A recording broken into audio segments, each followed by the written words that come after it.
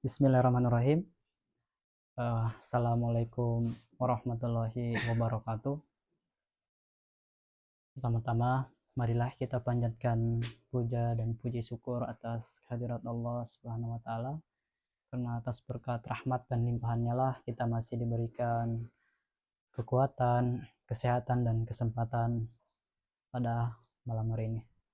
Kemudian selanjutnya salawat dan salam tak lupa kita aturkan kepada baginda Nabi Muhammad Sallallahu Alaihi Wasallam, yang dimana beliau yang telah membawa kita dari zaman kegelapan menuju zaman terang benderang seperti yang saat ini kita rasakan.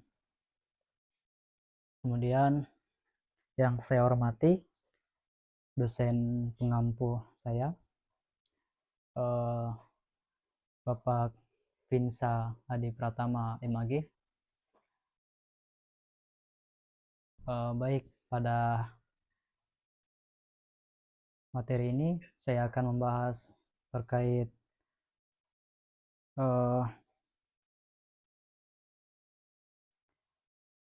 relasi dalil dan hukum dalam perspektif aliran filsafat hukum Islam.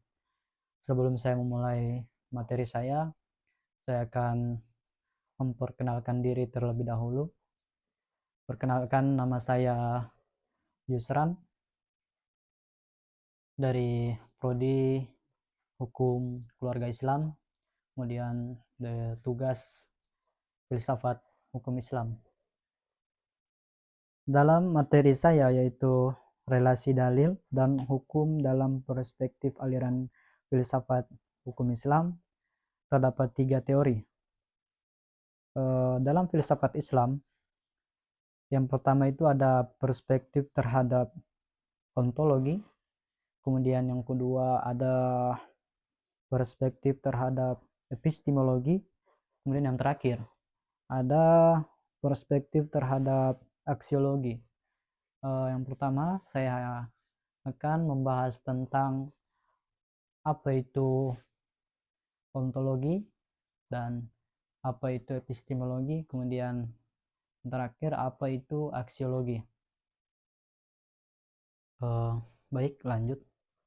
Dalam pembahasan filsafat, tidak terlepas dari ketiga subteori tersebut, yang dimana dari ketiga subteori ini memiliki istilah atau pengertian dan fungsi masing-masing.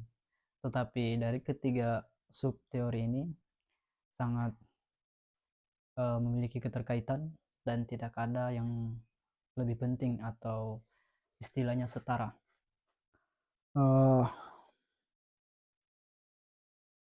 Adapun istilah dari ontologi yaitu tentang teori ada. Artinya teori ontologi ini dia menjadi suatu objek pembahasan atau tema dari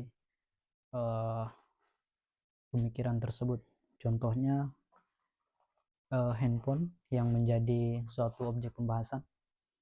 Kemudian subteori yang kedua yaitu epistemologi atau teori pengetahuan, yang artinya dia membahas tentang bagaimana cara mendapatkan pengetahuan tersebut atau bagaimana contoh pengetahuan cara pembuatan handphone ini. Kemudian yang terakhir itu subteori aksiologi, yaitu tentang teori nilai atau yang membahas tentang manfaat dari ilmu tersebut atau pengetahuan tersebut. Contoh yaitu manfaat dari kegunaan handphone ini. Seperti yang saya bilang tadi, mereka ini memiliki saling keterkaitan. Dengan gambaran sederhana dapat dikatakan ada sesuatu yang perlu dipikirkan atau ontologi, lalu bagaimana cara-cara memikirkannya atau epistemologi, kemudian timbul hasil pemikiran yang memberikan suatu manfaat atau kegunaan yang biasa disebut dengan aksiologi.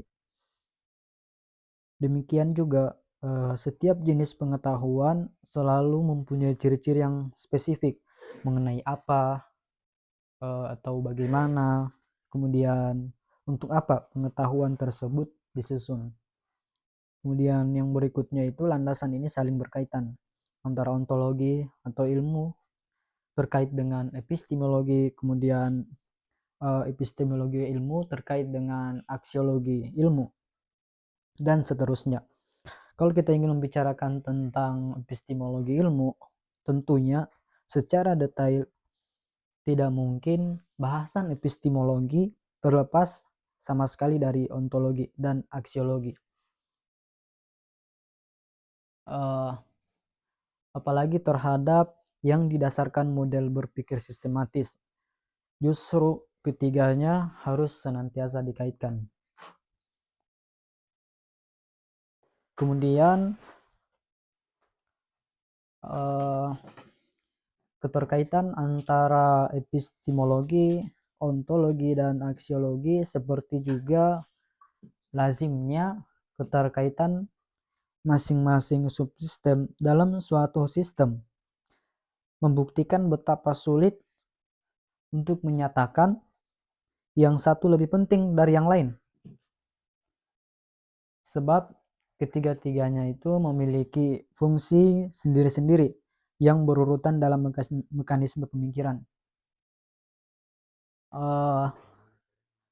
Hal ini akan lebih jelas lagi jika kita renungkan bahwa meskipun terdapat objek pemikiran, tetapi tidak didapatkan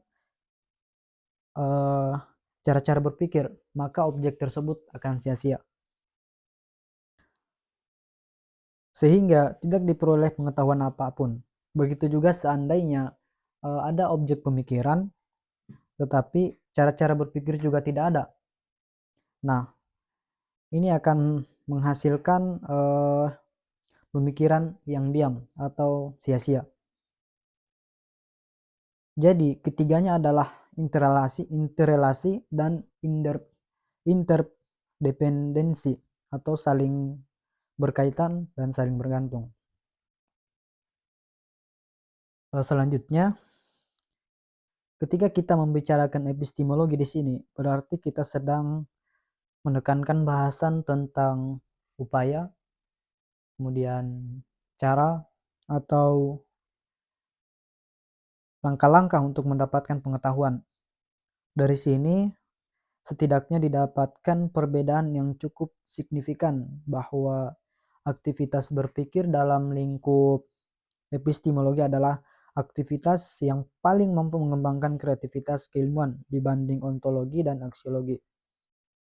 Oleh karena itu, kita perlu memahami seluk-beluk di seputar epistemologi, mulai dari pengetahuan, ruang lingkup, objek, tujuan, dan pengaruh epistemologi lainnya. Baik, langsung saja pada kesimpulan daripada ketiga subteori dalam filsafat hukum Islam. Yang pertama itu, apa itu pengertian dari ontologi, yaitu adalah teori ada atau apa yang menjadi objek pemikiran. Kemudian epistemologi, yaitu pengetahuan, bagaimana cara kita mencari pengetahuan tersebut. Kemudian yang terakhir adalah ontologi, aksiologi, yang dimana aksiologi adalah teori manfaat. Apa manfaat dari pengetahuan tersebut? Mungkin itu saja dari saya. Lebih dan kurangnya mohon dimaafkan. Saya akhiri, wabillahi taufiq wal hidayah. Wassalamualaikum warahmatullahi wabarakatuh.